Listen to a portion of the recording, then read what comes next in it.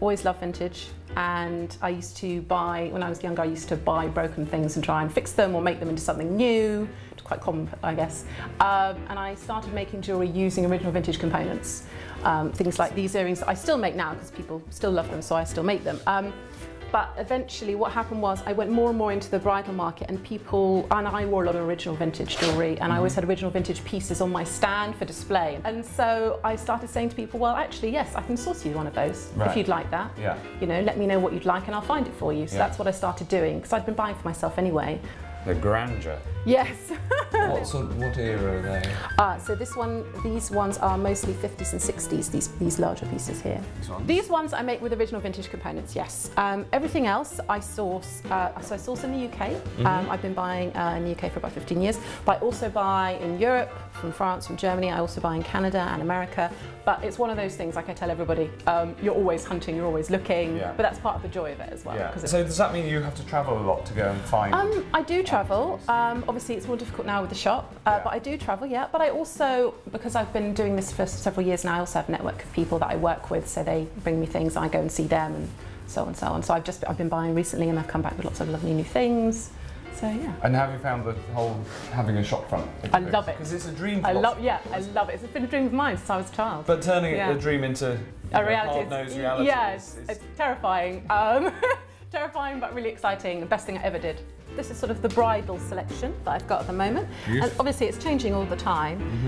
New pieces are coming in on a weekly basis. What happens when you're out buying, you're out looking for pieces? Well, sometimes I close, and eventually I will have to get help. But at the moment, it's me, and I think that's how it should be. I think people should know that I'm the one that they should come and speak to. And if they want something, I'm their point of contact. So I give people my name, my email, my telephone number. If they want something, they know that they can call me and ask me directly. And I think that's part of the whole point of buying from a small business, isn't it? An independent person. So you build relationships with your customers. Right.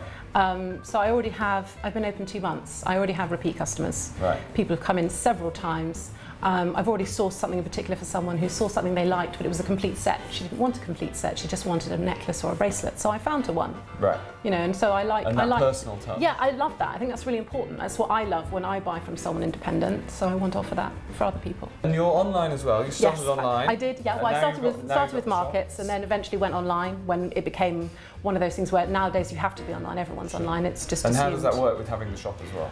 Well, they complement each other, they feed into each other, you know, they don't work against each other, they work with each other. Because, for example, a gentleman saw a bracelet online that he wanted to buy his wife for her 60th birthday. He rang me and said, I love this bracelet, can I come and see it? And so I said, yes, of course you can, come to the shop. Yeah. He lived in Richmond. Right. So he came all the way from Richmond to see it in person. I was probably only in the shop for 10 minutes. We had a lovely chat, he saw the bracelet, I tried it on, showed him how it looked on, he was delighted. He bought it, took it home to his wife and gave it to her on her birthday, and she loved it. Right. And that was gorgeous. So it was a combination of having seen it online, but then also the confidence that it gave him when he could come and see it himself. Do you have a shop? Yes, come, see it, have a look at it in real life. Because there are so many people selling vintage online, but there's nothing quite like actually holding something in your hand. Tangible feel. Yes, because jewellery is so tactile as well. It's so personal. I love your tea set and fan. Oh, thank you. The fan is beautiful, isn't it? It's about 1910. And what next? What next? Gosh. What's your next dream?